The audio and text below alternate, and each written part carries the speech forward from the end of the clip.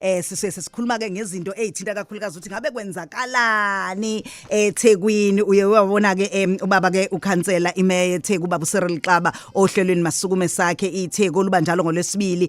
Sike sabona nesinye nje simemezelo esikhishwe uMasipala ngokuphazamiseka kokhanjiswa kwamanzi eindaweni ezithizeni zeTheku. Kodwa ke ngiyazi ukuthi khona lapho uzobe sesichazela kahle konke uma ngabe ke sesixoxa naye. Nonkosi asikubingelele emsakazweni uKhozi FM. Shenge Sisimroza no Shandu uSipho ngicela ukunibingelela lapha uKhosini FM ngibingeleleke nabalaleli bokhozi. Kuyohleze njalo babumeya kuyintokozo ukuthi sibe nawe kulolu hlelo ivuka Africa Breakfast Show uKhozi FM. Ngiyafisa nje ukuthi ke singene kunezinye izinto ojwayele ukuyithinta uyithinde uphinde lokhu ubuyela kuzona futhi nakhona kancane. Siyabona lokhu uqhubeke njalo nomsebenzi wokulungisa ipipe lamanzi elikhulu eliphakela amanzi eindaweni eziningi eningizimu iSouthern Aqueduct. Siyafisa nje ukuthi ukugxila kancane usixoxele ngakho. Sizwile ukuthi namhlanje amanzi niwavalile futhi kuleli ipipe ukuze kuqhubeke lo msebenzi. Awusibeke nje kancane udabeni lwakhona. Shenge kuzoba khona ukuphazamiseka kwamanzi kusola kusasa ngo7 ekseni endaweni engizozibala khona njengamanje. Silungisa ipipe lamanzi. Lo msebenzi leli pipe lisidle 1.2 billion rand ukulungisa. Liphakela ke umphakathi o1.2 million. Lisuka la eReservoir Hills lidlule koChatsworth oShawcross Chatsworth ifolweni lizolofika lisidlule eMlazi lizolofika efolweni. Indawo ke ezophazamiseka iladlula khona uMlazi ifolweni insimbini iClarota uMkhumbani iSiphingo uMbilo iChatsworth kanye neNyagina. So ezinye izindawo lezo ezophazamisa. Sicela ngibambisane nomphakathi siyaxolisa kodwa sizama ukulungisa ukufula ukuphakela lo mphakathi amanzi ngendlela ehlelekile. Lo msebenzi uqala ngo2024 sifisa ukuqeda uma kuphela lo nyaka noma amaqala lo nyaka ozayo. Siyabonga mfethu. Siyabuka nje futhi okunye namhlanje umhlaba wonke nathi sikhuluma ulimo olufanayo lokuthi ke umhlaba wonke ugubha usuku iWorld TB Day futhi ke ukukhulunywa kakhulukazi ngesifo sofuba lapho kuqashiswa khona abantu ngobungozi baso lesi sifo sofuba. Mhlawumbe ke kuphinde futhi kukhuthazwe futhi labo abahaqwe yiso lesifo futhi ke badle imishanguzo yabo ngendlela yakhona. Ingabe ikhona yini into mhlawumbe ihlelwe iTheku?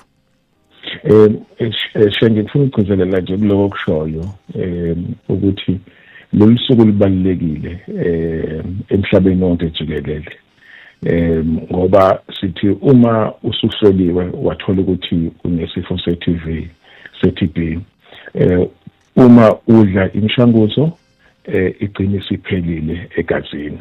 Thina ke so silibungaza lolu hlelo lolu suku lelanga eNtuzuma Tuzuma Community Hall and so besikhumbuza khona kumphakathi ukuthi lesifo siyalapheka siphinde sibe nestigma ukucwaswa kwabantu asebehaqwe ilona leli gciwane. And umyalezo wethu ukuthi abangasabi ukuya emtholampilo uma uzwa nje kunokukhwehlela ongajwayelekile emtholampilo ukuze bakucheke ngoba uma bekwazi ukuhlonza lesifo bahlonza lesifo kusesekuseni bayakwazi ukuthi basheshe basiqede ngaphandle nje ukuthi kube khona imisebenzi eminingi abayenza kwenegazini. Sithi sibamshane nomphakathi so besikhuthaza zonke inhlangano nomphakathi ukuthi sibambisane kulo msebenzi. Siyabonga kakhulu ngalokho ngoba kusithinta kakhulu nonkosi. Ngiyazi ukuthi futhi nje kusithinta nje sibhekela sonke sihlangane khona endaweni eziningi iphasika phela nonkosi seseqaliwe kuyalungiselwa la zonke lezo zinto. Ingakho ngithi sigoqa nje njoba sekusondela isikhathi sama holiday ephasika lapha iTheku lamukela khona kakhulu ivakashi. Siyabona ukuthi vele seniqalile ukusingatha imicimbi emikhulu ngaphambi kokuthi ke kuqala ama holiday. Mhlawumbe ungasithatha nje usibeke ukuthi mhlawumbe kuzohamba kanjani singalindela. Yebo mfethu iseqalile iphasika ugogo wami wethu uGudu athi uzodle lapha uGudu. So manje ke lesikhathi sikhona lapha eThekwini uzokhumbula ukuthi iTheku lakhuleka nokuheha ivakashi nokuba inkundla nje yeningizimu Afrika yonke bonke bagcwala lapha makunezemidlalo noma kwezema conference. Kulokhu ke ngomhla 27 sizobe sine Panama ezobe bhekene nebafana lapha eMoses Mabhida.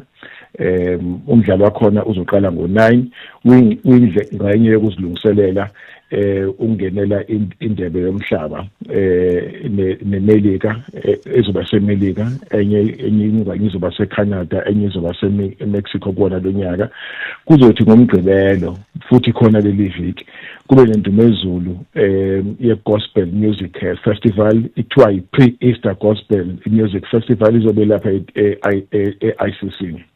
Yona iqala ngo5:30 and le festival izobeke ibophela inkakha zomculo sithi abantu abeze ngobuningi babo kuzothi ke kungakapheli amaseko ngesonto njengoba ngiyomgqibelo ngesonto kuzobe ngibuzana emabhakabhaka kanye nokhuzi lo mdlalo uzoqala ngo3:30 eMoses Mabhida sithi abantu abaphuthuma amathikithi ayatholakala and uma ungenalo ithikithi ungasondeli eduzane kwenkundla ngoba ngeke ukwazi ukufinyela ukuthi usondele sithi ke ivakashi zethu sizokwazi ukuthi sizinikeze konke okuzosijabulisa ekulempela sonto kuzokufika ke isikhathi sikaGudu.